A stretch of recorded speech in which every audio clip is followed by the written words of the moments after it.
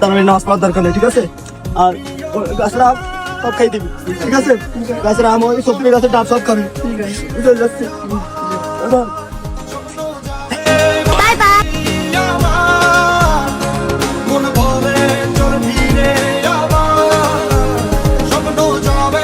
কি করে